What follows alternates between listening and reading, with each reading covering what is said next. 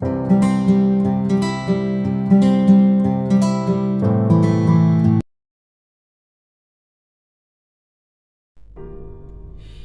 में आप सभी प्रिय भाई बहनों को जय मसीह की। मैं आशा करता हूँ आप सब सकुशल और सुरक्षित हैं। परमेश्वर का बहुत बहुत धन्यवाद जिन्होंने आज तक हमें संभाला, दुर्बलता निर्बलता में हमें जय दिया है। और आज का दिन, आज का ये समय जो परमेश्वर ने हमें दिया कि हम उनके वचन की ओर अपने मनों को, अपने हृदय को लगाएं, जिससे हम और भी परमेश्वर की सिद्ध भली और भावती इच्छा अपने में जान सके और इस प्रकार से हम दिन प्रतिदिन हम परमेश्वर के निकटता और पहचान में बढ़े। सो आइए प्रियो, एक बार फिर से इस अवसर को का लाभ अधिकार से हम उठाएं अपने आत्मिक जीवन में और इस प्रकार से हम परमेश्वर की ओर से बहुत आशीष से हम आशीष को प्राप्त करें। सो आइए आज एक बार फिर से हम परमेश्वर के वचन की ओर हम जाएं, परमेश्वर के वचन को खोलें, पढ़ें और मनन और ध्यान करें।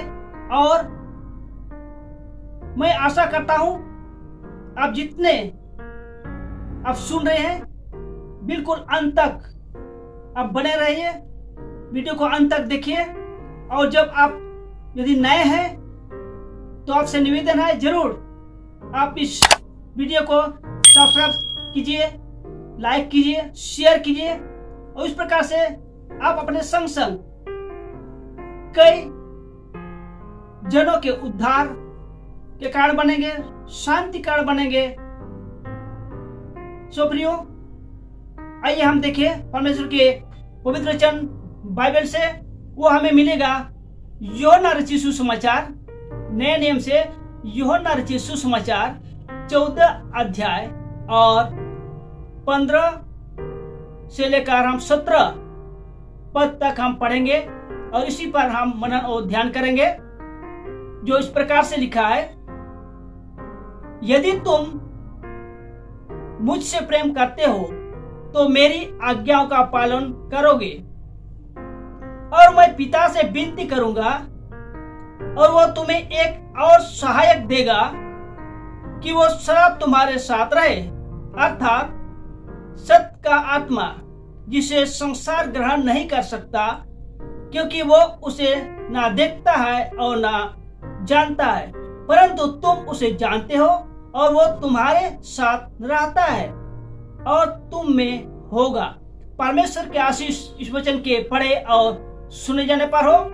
आमीन। जी हाँ प्रियो, यहाँ पर एक मुख्य बात आज हम देखेंगे और जानने की कोशिश करेंगे।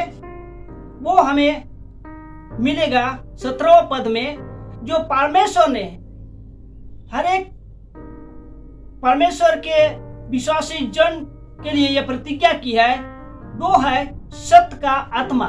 जी हाँ प्रियो, सत्य का आत्मा जो हमारे सहायक के रूप में हमें दिया गया है, अर्थात पवित्र आत्मा। जी हाँ प्रियो,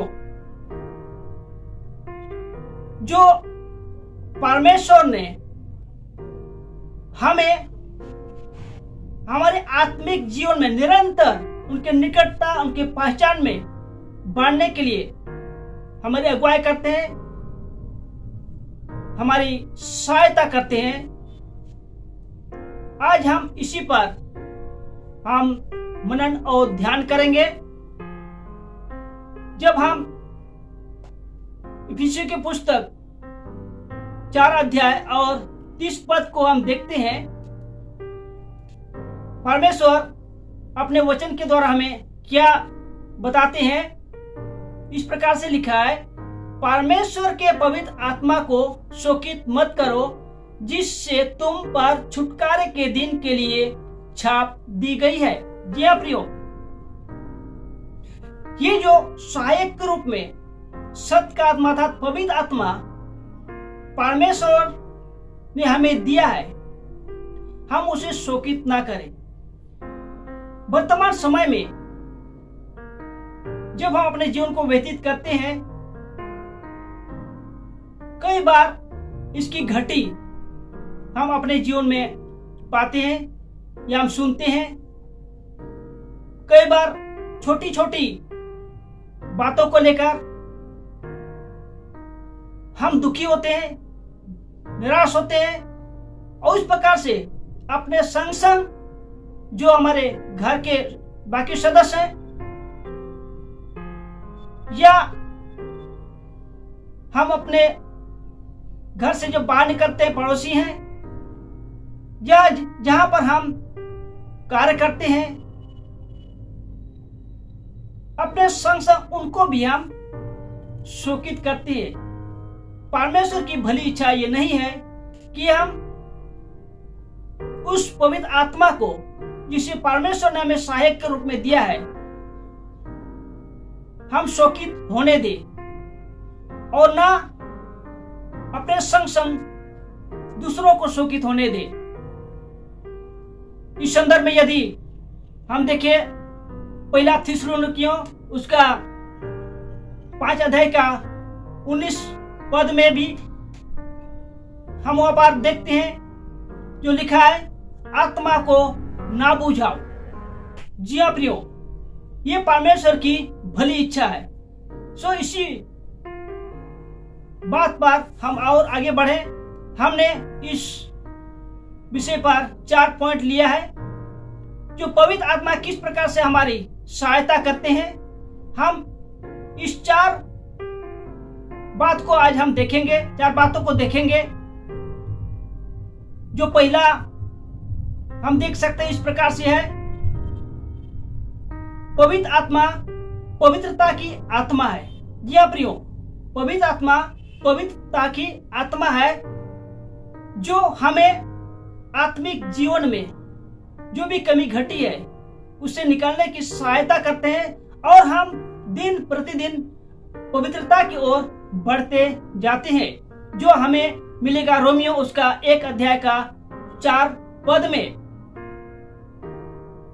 और पहला कुरिन्थियों 3 अध्याय उसका 16 और 17 पद को जब हम पढ़ते हैं, वहां पर इस बात को हम देख सकते हैं कि पवित्र आत्मा पवित्रता की आत्मा है। दूसरा जब हम देखते हैं, पवित्र आत्मा विश्वास की आत्मा है, जो हम देख सकते हैं परमेश्वर के वचन नए नियम से 2 कुरिन्थियों उसका 4 अध्याय और 13वां पद में, और इसी से संबंधित रोमियो उसका 15 अध्याय और 13वां पद में भी हम इस बात को देख सकते हैं कि पवित्र आत्मा विश्वास की आत्मा है, अर्थात परमेश्वर हमारी उस विश्वास में बढ़ने की सहायता करते हैं। वो पवित्र आत्मा जो हमें दिया गया है, विश्वास में मजबूती करते जाते हैं। इब्रानियों 11 अध्याय का 6 पद में भी हम इस बात को देख सकते हैं कि ये जो सत्य का आत्मा है, जो ये पवित्र आत्मा है, जो प्रभु यीशु मसीह ने अपने चेलों से ये कहा, जैसे यूहन्ना रचित सुसमाचार उसका 14 अध्याय और 15 से 17 पद में हमने देखा कि वो, और जब आगे बढ़ते हैं 18वां पद में, तो वहां पर कहते हैं, मैं तुम्हें अनाथ ना छोड़ूंगा, मैं तुम्हारे पास आऊंगा।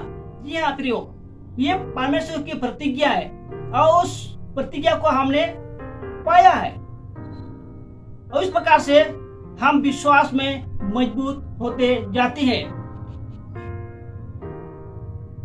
एक और बात इसमें हम देखते हैं जो तीसरा है, पवित्र आत्मा मध्यस्थता की आत्मा है, जो हमें मिलेगा रोमियो उसका 8 अध्याय 26 और 27 पद को जब हम पढ़ते हैं, वहां पर हमें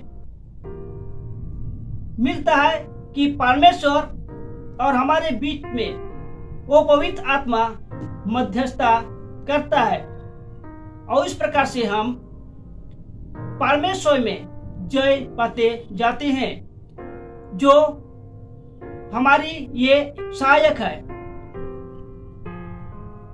चौथा और अंतिम बात को हम देखेंगे, वहां पर हम देखते हैं पवित्र आत्मा प्रेम की आत्मा है। क्या प्रियो, पवित्र आत्मा प्रेम की आत्मा है। इसे हम देख सकते हैं इफिसियों उसका 4 अध्याय 2 और 3 पद में। पवित्र आत्मा प्रेम की आत्मा है। सो प्रियो, आज हम इसी पॉइंट पर, इसी बात पर हम मनन और ध्यान करेंगे, जो आज वर्तमान समय में इस बात की घटी हम चाहे घर में हो हमें देखने को मिलता है, चाहे हम घर के बाहर होते हैं वहां हमें देखने को मिलता है, सुनने को मिलता है। वो प्रेम जो परमेश्वर की भली इच्छा है। आइए प्रियो, इस संदर्भ में देखें इफिसियों 4 अध्याय 2 और 3 पद में इस प्रकार से लिखा है, अर्थात संपूर्ण दीनता और नम्रता तथा धीरज के साथ प्रेम से एक दूसरे के प्रति सहनशीलता प्रकट करो। और 3 पद में इस प्रकार से लिखा है, और यत्न करो कि मेल के बंधन में आत्मा की एकता सुरक्षित रहे। हाँ प्रियो, ये है परमेश्वर जो मुझसे और आपसे चाहते हैं, जो आत्मा हमें सहायक के रूप में दिया गया है। वो कहते हैं हमें यत्न करना है कि मेल के बंधन में आत्मा की एकता सुरक्षित रहे। हम अपने जीवन में हम इसे सुरक्षित रख पाए, जिससे आत्मिक जीवन में हम निरंतर बढ़ने पाए और बहुतों के लिए आशीष का कारण होने पाए। इस संदर्भ में यदि हम देखें, 1 कुरिन्थियों उसका 1 अध्याय का 10 पद में इस प्रकार से लिखा है, हे भाइयों, मैं प्रभु यीशु मसीह के नाम से तुमसे आग्रह करता हूं कि तुम सब एक ही बात कहो और तुम में फूट ना हो, परंतु तुम्हारे मन और विचारों में पूर्ण एकता हो। जी प्रियो, यहाँ पर ये पद हमें प्रेम को दर्शाता है। हम एक दूसरे से प्रेम करें, एक ही बात कहे। हमारे बीच में, चाहे हम घर में हो अपने परिवार के संग, चाहे हम जहां पर कार्य करते हैं अपने संगी साथियों के साथ, चाहे हम कलीसिया में हो, कलीसिया जनों के बीच में, ये बात हमारे जीवन में होना चाहिए, जिससे हम आत्मिक जीवन में उन्नति करें। इसी से संबंध यदि फिलिपियों का पुस्तक 2 अध्याय और 2 और 3 पद को अब देखिए इसी संदर्भ में, तो इस प्रकार से लिखा है, तो मेरा आनंद पूर्ण करने के लिए एक ही मन, एक ही प्रेम, एक ही भावना और एक ही दृष्टिकोण रखो। और 3 वचन में कहते हैं, स्वार्थ और मिथ्याभिमान से कोई काम ना करो, परंतु नम्रता पूर्वक अपनी अपेक्षा दूसरों को उत्तम समझो। जी प्रियो, जो हमें परमेश्वर के द्वारा हमें मिला है वो सत्य का आत्मा था, जो पवित्र आत्मा, वो प्रेम की आत्मा है। हम किस प्रकार से इसका हम उपयोग करें? परमेश्वर हमें अपने वचन के द्वारा बताती है कि किस प्रकार से हमें उपयोग करना है, और ये हमारे जीवन में होना आवश्यक है। इस प्रकार से हम परमेश्वर की ओर से आशीष प्राप्त कर सकते हैं। इसी संदर्भ में यदि हम रोमियो की पुस्तक और 12 अध्याय खोले, रोमियो उसका 12 अध्याय और 9 और 10 पद को जब हम पढ़ते हैं हमें मिलता है, इस प्रकार से लिखा है, प्रेम निष्कपट हो, बुराई से घृणा करो, भलाई में लगे रहो। और 10वां पद में कहते हैं, भ्रातृ भाव से एक दूसरे से प्रेम करो, परस्पर आदर करने में एक दूसरे से बढ़ चलो।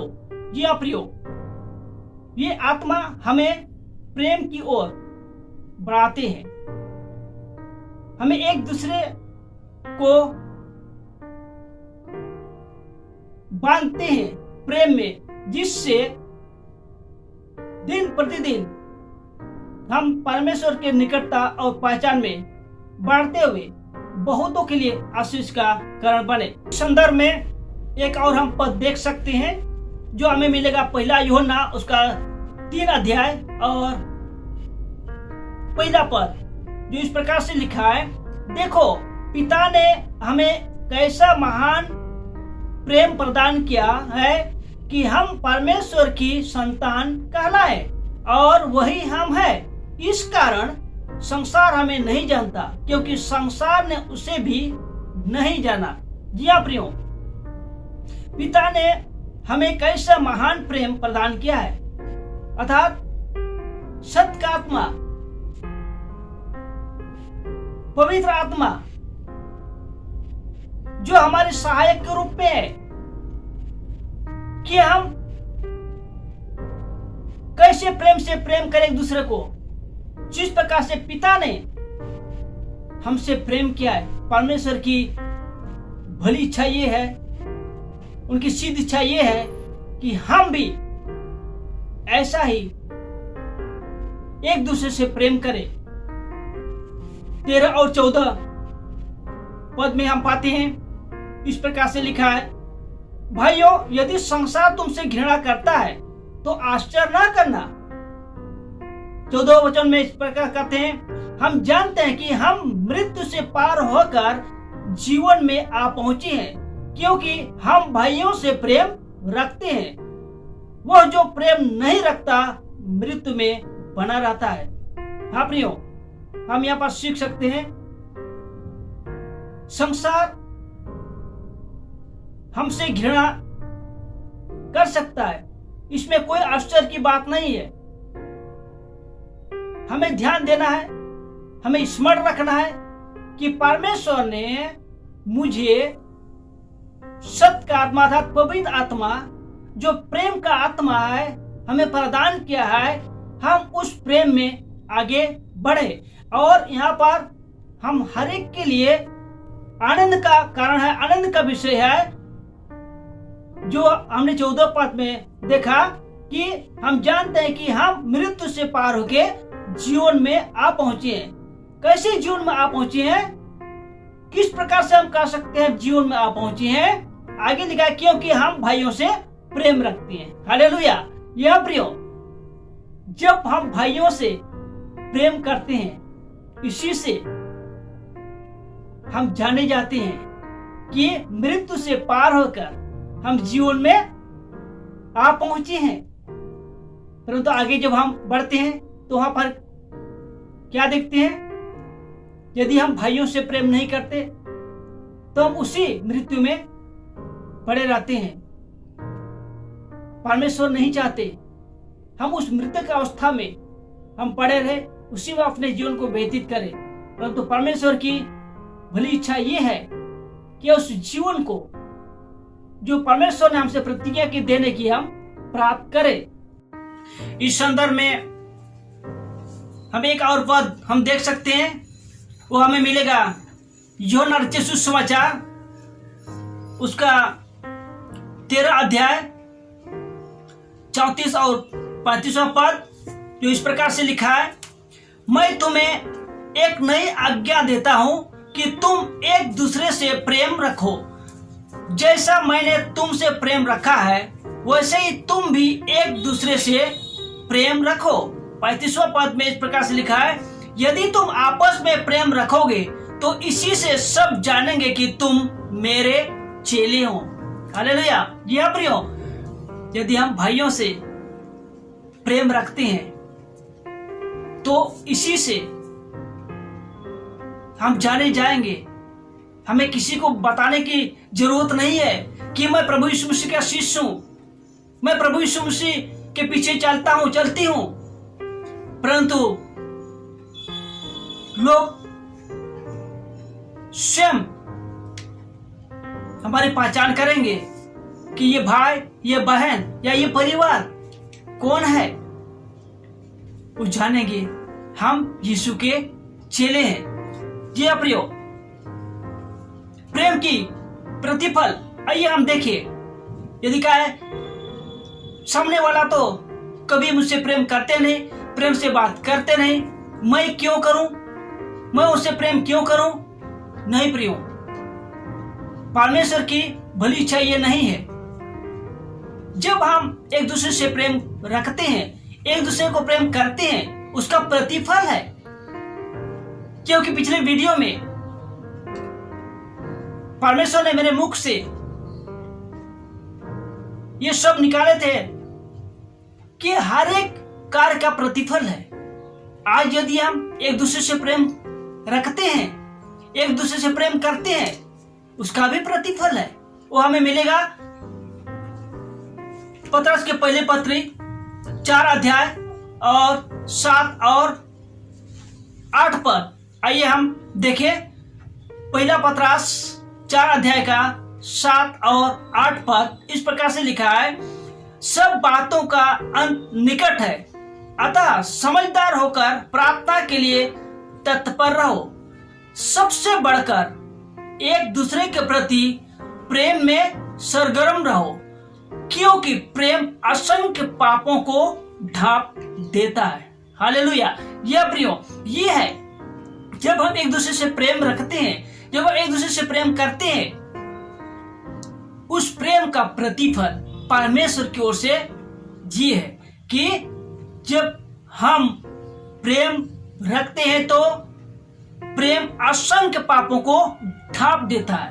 अर्थात पाप कब हमारे जीवन में प्रबल होता है? जब हम क्रोधित होते हैं, जब हम गुस्सा हो जाते हैं और पाप हो जाता है। जब हम एक दूसरे से प्रेम करें, जब हम एक दूसरे के हित की चिंता करें, तो स्वतः ये पाप रुक जाता है और हम उस प्रेम में बने रहते हैं। आज हमें जांचने की आवश्यकता है। इस संसार के भीड़ में, इस संसार के भागदौड़ में ऐसा तो नहीं कि हमने अपने को भूल बैठा है, अपने से प्रेम को दूर कर दिया है। जहां हम काम करते हैं वहां हमारा प्रेम एक दूसरे के प्रति किस प्रकार से है, आज हमें जांचने की आवश्यकता है। अब हमारी जब हम संगति करते हैं, संगति के प्रति, संगति के जनों के प्रति हमारा प्रेम किस प्रकार से है। जब हम कलीसिया में जाते हैं, कलीसिया के जनों के प्रति हमारा प्रेम कैसा है, आज हमें जांचने की आवश्यकता है। प्रियो, हम सिद्ध नहीं है, परंतु परमेश्वर की ये इच्छा है हम सिद्धता की ओर आगे बढ़े, अंश अंश करके हम घटे और परमेश्वर को अपने जीवन में बढ़ने दे। हम धीरे धीरे हम उस कमी को दूर कर सकते हैं। आज आप जितनों ने इस वीडियो को देखा, मैं आशा करता हूं आपने आशीष पाई है और जरूर आज इस वचन के द्वारा परमेश्वर आपकी सहायता करेंगे कि आप भाइयों से प्रेम कर सके, जहां भी हैं, जहां भी कार्य करते हैं। जरूर उस प्रेम का प्रतिफल परमेश्वर आपको देंगे। इस वचन के द्वारा आप सबको बहुत से आशीष मिले। शांति का परमेश्वर आपके परिवार के एक एक जनों पर परमेश्वर का आनंद, उनकी शांति निरंतर बने रहे। जय मसीह की।